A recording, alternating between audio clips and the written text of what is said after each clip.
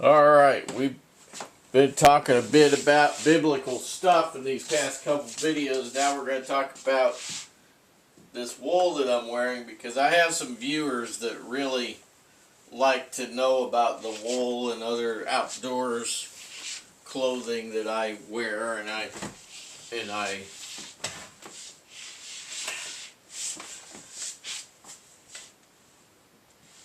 that I use in my endeavors outside and whatnot.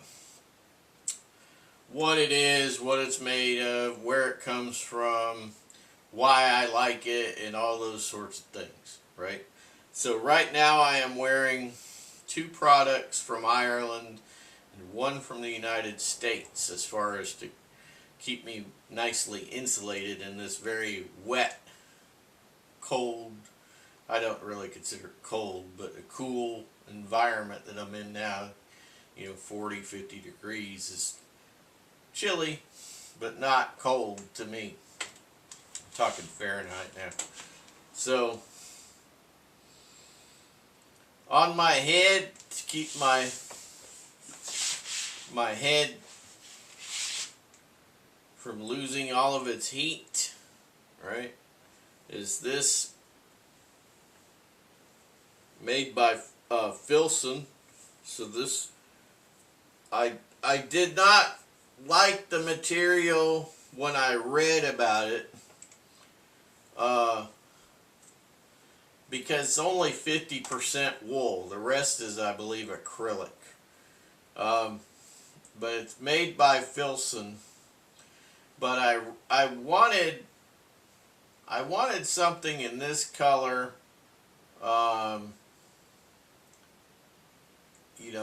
for the hunting, trapping time of year,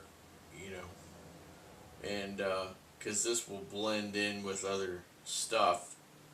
Now, it turned out to be quite insulating. I like it a great deal. It's not perfect, but it is very good. It could be 100% wool, but it's not. It's 50% wool. But it does the job. Actually does the job quite well. So I'm very happy with this C.C. Filson Company winter hat, or beanie, or whatever you like to call it. Pretty happy with that. Now, this is not a turtleneck. Okay. In Ireland, they call these sweaters. In Scotland, they call them sweaters. England, they call them jumpers, because, the jumper term came from the Paris. But anyway, this is an Irish sweater and an Irish made neck gaiter. Now, these are two separate things, and I'm going to take the neck gaiter off. Now, I'm going to tell you that this neck gaiter came from ARAN sweater market, okay, out of Ireland, and it's quite large and long. It's really nice, but you can't find them in the gentleman's section. These are actually only in the ladies section, which is kind of dumb. Okay, so anybody from ARAN sweater market that's listening, occasionally I have those companies, employees watching these videos occasionally. So if anybody's watching from ARAN sweater market, this is a unisex item. That means it can be used for men or women. Now, I really, really like this garment, because not only is it 100% wool, it is large but not too large. Okay? Now I have about a 17.5 or 18-inch neck, somewhere in there. Okay? Now, that's what I buy on my fitted shirts. If I need to wear a shirt Let's say I have to put on a suit for some reason. I don't like wearing suits, but if I have to put on a suit for some reason, my dress shirt is 17 to 18, 17 and a half to 18 inches. There you go. So this is big enough around that I can feel very comfortable in it, and I can double it, and it's long enough. This is the key thing with this setup. It's long enough I can tuck some of it in underneath this Guernsey neck. So this is an Irish sweater with a close-fitting Guernsey neck, and I can tuck it in all around. I can tuck several inches of this in all around, and it won't come out easily because wool on wool, it clings to each other. So it's not going to just slide out like something like acrylic or anything else like that. Any fake wool like materials, fake stuff that they try to make it seem like it's wool, but it's not. Anyway, doesn't slide out, it stays in there. And because it's woven, the weave grabs onto the weave of the sweater and the weave of the neck gaiter grab each other. So, kind of interlocking and stuff. This Irish sweater, is made by Latchfords of Ireland. Latchford. Now I got this one. It looks like an ARAN Crafts or an ARAN Sweater Market. Those are two different companies. ARAN Sweater Market is on the island of ARAN, the Irish island of ARAN, because there are two islands of ARAN. There's an island of ARAN in Ireland with one R, and off the coast of southwestern Scotland there is ARAN Island, which is ARRAN. Okay. Anyway, ARAN Sweater Market. The island of ARAN, ARAN, is in Western Ireland. Okay, and then they have different distribution places in Ireland. And then ARAN Sweater Market, that's them. And then you have ARAN Crafts, ARAN Crafts, and that company was started in the 1950s, but the weaves and everything came down from the 1800s. The lady's grandmother back in the 1800s was, all of the designs and the stitches and all that stuff. They were doing all these traditional stitches that all came back from the 1800s. You can see that on their website, ARAN Crafts. So they're kind of like central East Ireland. Okay, I can't remember the name of the place, but you'll see it on their website. Then this one resembles something that might be made by either of them. This is Latchford's, Latchfords, Latchfords, Latchfords. And it's quite nice. It's 100% wool. This is the honeycomb style stitch on the arms, and then honeycomb style stitch in the front and the rear center, and then it's got the cable style on either side there, and it's good. But this here, so you get this, all right. This is a tube style neck gaiter, and it's a single layer, and it's very long. there's probably 6 or 8 inches more inside of the sweater neck. The Guernsey neck right here, there's probably 6 or 8 inches more in there that I tucked in. So you put it on inside out with the seam on the quote-unquote outside, and then you're going to go ahead and fold it down however much you need it folded down, and that will cover the seam in the back. Alright, and then you can just adjust it, you know, however you want. You can adjust it however you want to do.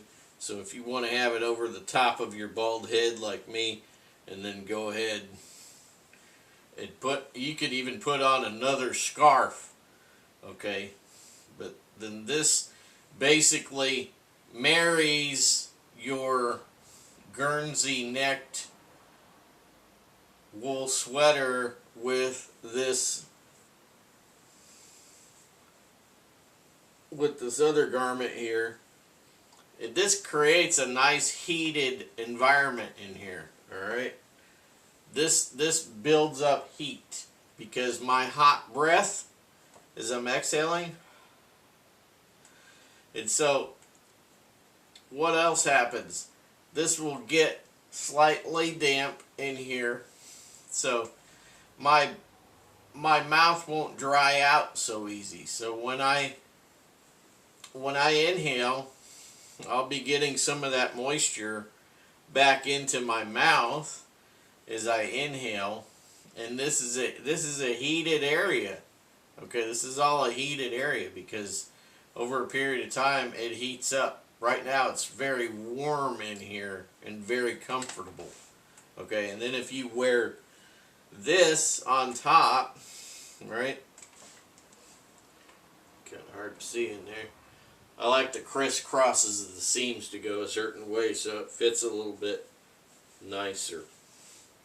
Alright, so if I put that on, then I go ahead and pull up the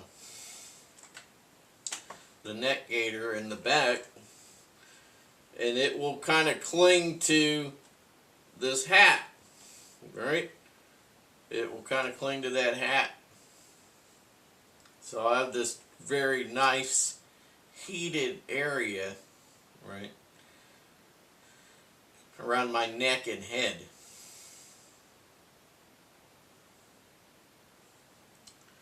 So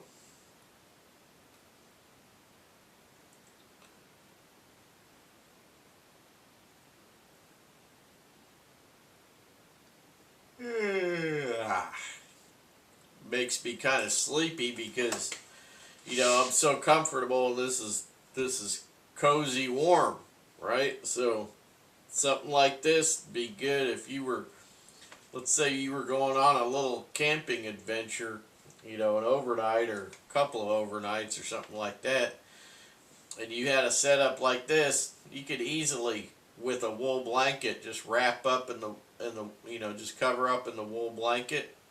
Not wrap up, but cover up in a wool blanket, and you'll be good. Yeah. If you have a nice large wool blanket where you can even double your wool blanket and just throw it on over the top of you, and you had this, because you could just, you know, oh, I'm gonna go to sleep, so I'm just gonna bring this up, and I could just breathe through. I could breathe through this garment. I could just breathe through this garment, and it'll be heated because all of my heat won't escape out into the air, you know, and I'll retain some moisture inside of here.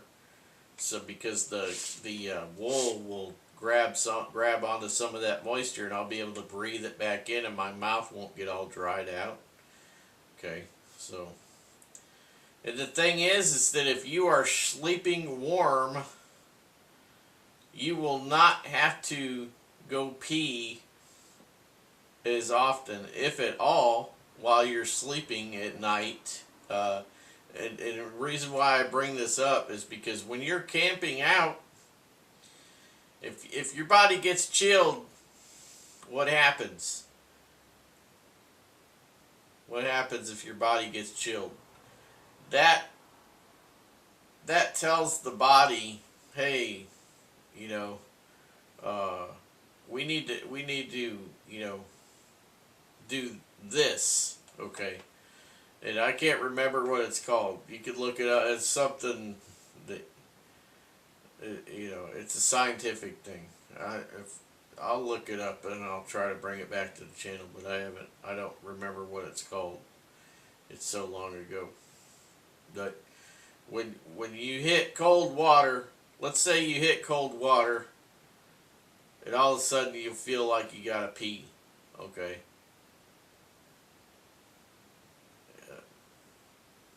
It's an almost automatic thing. Your body hits super cold, freezing water, and then you're gonna like pee.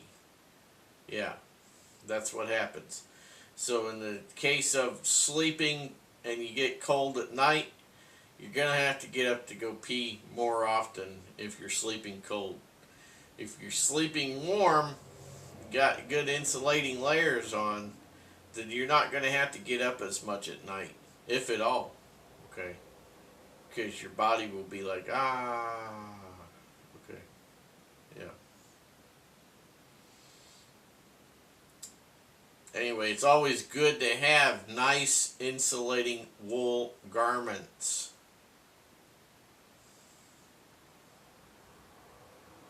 Yep. I never slept ever as good as I sleep with wool. No, I never did. Used a lot of synthetic stuff here and there, when I was basically forced to.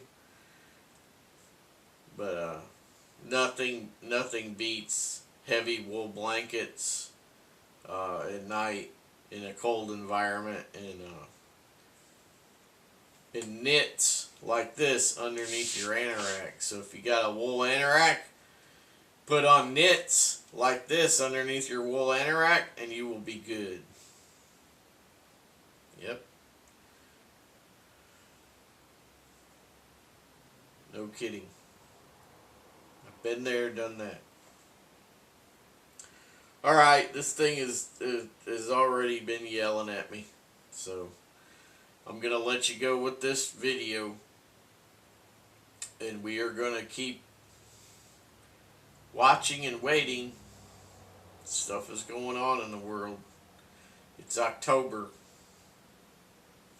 It's October. I don't think we're gonna make it through. I don't think we're gonna make it through 2025 without some crazy stuff going down. And I forgot to tell you, I had a video. I had a lucid dream, and then it was about IOSAT, which is the little tablets that you take when there's a nuclear event. And then when I was waking up from that lucid dream, I heard the old song from the past. There was a song. They blew it all sky high. You remember that song? If you don't remember it, go to YouTube and look it up. And they blew it all sky high. Da, da, da, da. Yeah. So who blew what sky high? Yeah. IOSAT. Take one a day for 2 weeks. Or until the event is past. Yeah. And I think it's 18 inches of dirt. So if you have nuclear fallout falls on your dirt where you're doing your gardening, then if I remember correctly, you have to remove the top 18 inches because it's potentially contaminated for the first 1.5 feet deep. That's pretty deep. Yeah. Alright, guys. God bless you, and Hope you have a good day. Me, I'm just still waiting around for things to happen. Catch you later.